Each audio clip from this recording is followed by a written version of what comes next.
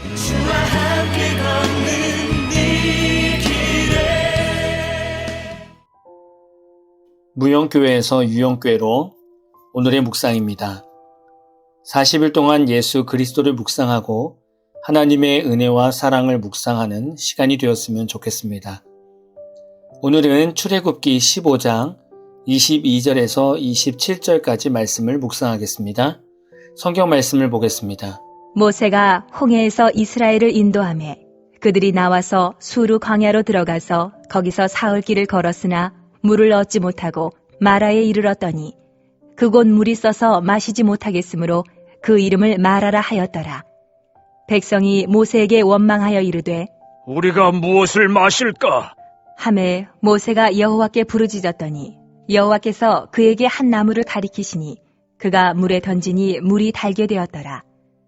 거기서 여호와께서 그들을 위하여 법도와 율례를 정하시고 그들을 시험하실세 이르시되 너희가 너희 하나님 나 여호와의 말을 들어 순종하고 내가 보기에 의를 행하며 내 계명에 귀를 기울이며 내 모든 규례를 지키면 내가 애굽 사람에게 내린 모든 질병 중 하나도 너희에게 내리지 아니하리니 나는 너희를 치료하는 여호와임이라. 그들이 엘림에 이르니 거기에 물샘 12과 종려나무 70그루가 있는지라. 거기서 그들이 그 물 곁에 장막을 치니라. 옛말에 작심삼일이라는 말이 있습니다. 이 말의 유래는 고려 공사 3일로 알려져 있습니다. 이 말의 의미는 고려의 공무는 사흘밖에 못 간다는 말입니다. 고려 말 사회 혼란이 극심해지면서 정책이 일관성을 잃고 시행과 폐지를 반복한 탓입니다. 고려 공사 3일은 고려시대만의 문제는 아니었던 것 같습니다. 세종대왕도 이렇게 지적했습니다. 처음에는 부지런하지만 결국 게을러지는 것이 우리나라 사람의 고질병이다. 고려공사 3일이라는 속담은 빈말이 아니다 라고 말씀하셨답니다. 이 내용을 보니 한국이나 이스라엘 백성이나 다 동일한 인내심이 부족한 민족인 것 같습니다. 오늘 말씀에 나오는 마라라는 지역은 이스라엘 백성들이 기적으로 건넜던 홍해에서 약 53km 떨어진 곳입니다. 이런 길은 하루만 해도 갈 수 있는 길이죠. 그리 멀지 않은 길이지만 노인과 여자와 어린이들과 가축들 때문에 짧은 거리를 3일이라는 시간이 걸려서 이 지역에 도착했습니다. 3일 동안 걷는 동안 가지고 있던 물이 다 떨어졌습니다. 낮에는 더위랑 싸웠고 밤에는 추위랑 싸우며 3일 길을 걸었습니다. 너무나 지친 상황인데 물까지 없으니 얼마나 힘들었겠습니까? 이스라엘 백성들이 홍해의 기적에 대한 감격과 감사는 작심 3일의 감사가 되었습니다. 3일 만에 마라라는 곳에 도착하였고 그곳의 물을 마시려고 했지만 너무 써서 마실 수가 없었습니다. 그래서 이스라엘 백성은 하나님의 홍해의 기적은 온데간데없고 목마름에 대한 원망과 불평을 쏟아놓기 시작했습니다. 여기서 우리가 묵상해야 하는 것은 우리가 인생을 살면서 어떤 물을 먹어야 할 것인가입니다. 우리에게는 흔히 세상물이 있고 영생수가 있습니다. 세상물이라는 것은 여러분도 알다시피 대학생들이 취업을 하여 초년생으로 직장생활을 하면 인생 선배들은 이렇게 평가를 하기도 합니다. 이들이 세상물을 먹지 않아서 아직 학생 티가 많이 나는구만 이라고 합니다. 저도 예전에 막노동을 하면서 이런 말을 들은 기억이 납니다. 이들이 말하는 세상물은 여러 가지 사회적 경험을 말하기도 하고 사회생활에서 술 문화를 말하기도 하고 윗사람을 섬기는 방법도 말하기도 할 것입니다.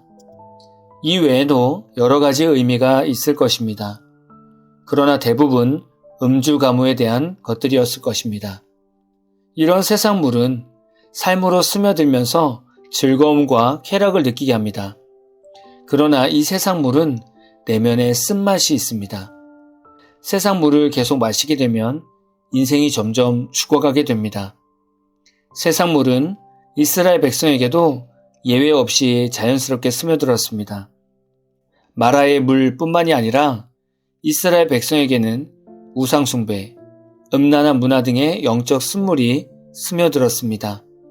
이 타락의 물은 결국 하나님과 이스라엘 백성 사이에서 400년이라는 침묵기를 갖게 했습니다. 그리고 하나님이 떠난 이 땅 사람들은 하나님의 존재와 능력에 대한 의심과 불신이 커지기 시작했고 인생에 대한 회의감을 점점 느끼기 시작했습니다.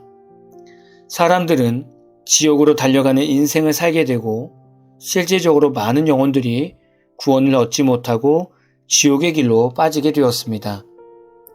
하나님과 이스라엘 백성과 400년이라는 침묵기가 깨지고 이제는 세상불로 찌든 모든 이들에게 한 나무가 던져졌습니다. 그것이 바로 예수님이셨습니다. 예수님께서 마라의 쓴물 같은 이 세상에 한 나무로 오셔서 쓴물을 먹을 물인 영생수가 되게 하셨습니다. 예수를 믿는 자마다 그 어디서도 마셔보지도 못한 영생수를 마실 수 있게 된 것입니다. 여러분은 예수님의 영생수를 마셨습니까? 인생의 쓴물은 사라지고 이제 여러분의 삶에 생명의 영생수가 흘러넘치십니까? 그렇다면 여러분은 정말 행복한 사람입니다. 요한복음 4장 14절을 보면 내가 주는 물을 마시는 자는 영원히 목마르지 아니하리니 내가 주는 물은 그 속에서 영생하도록 솟아나는 샘물이 되리라 라고 말씀하고 있습니다. 예수를 믿으면 천국 소망뿐만이 아니라 이 땅에서도 예수님 때문에 살맛 나는 샘물이 우리 내면에서 흘러넘친다는 것입니다. 여러분은 예수님 때문에 즐겁고 기쁘십니까? 아니면 아직도 세상물이 더 좋으십니까? 오늘 말씀에서 보면 하나님께서는 마라의 쓴물에 한 나무를 던지게 하셔서 마실 물로 만드신 다음에 이스라엘 백성을 시험하시려고 법도와 율례를 정하셨다고 말씀하고 있습니다.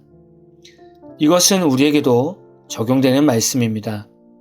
그저 세상에서 예수를 믿고 구원을 얻은 다음 기도 응답만 받으면서 편하게 쉽게 살아가는 것이 아닙니다.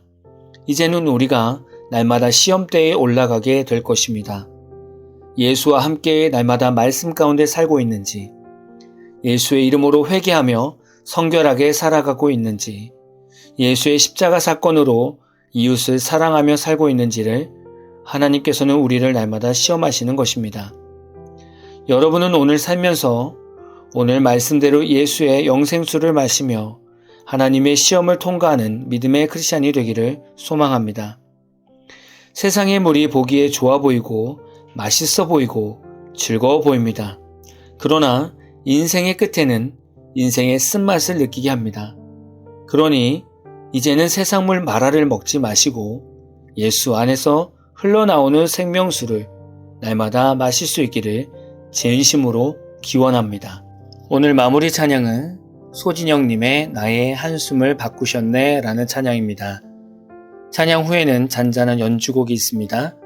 말씀을 생각하면서 기도하는 시간을 가져보십시오.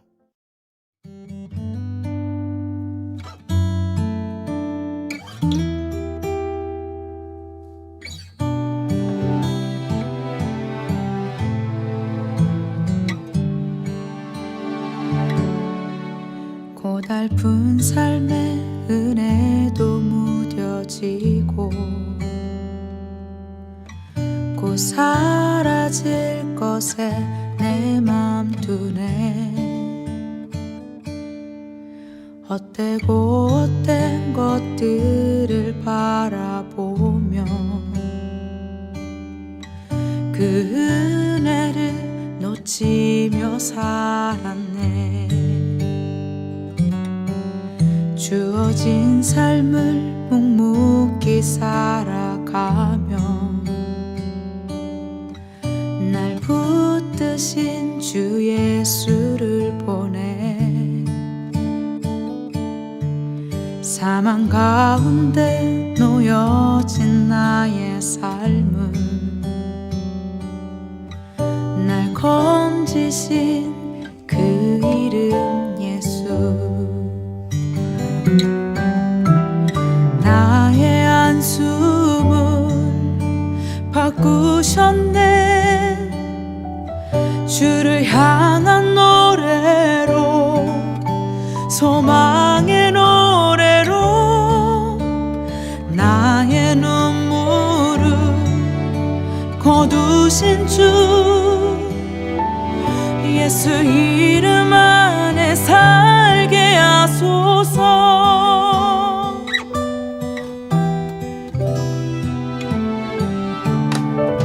주어진 삶을 묵묵히 살아가며 날 붙드신 주 예수를 보내 사망 가운데 놓여진 나의 삶은 날 건지신 그 이름 예수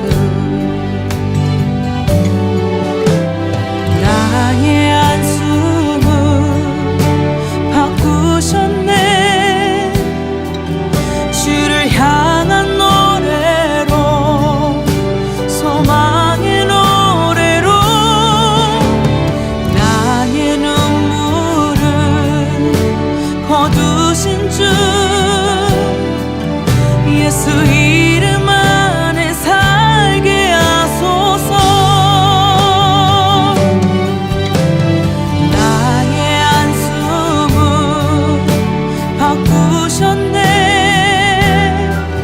주를 향한 노래로 소망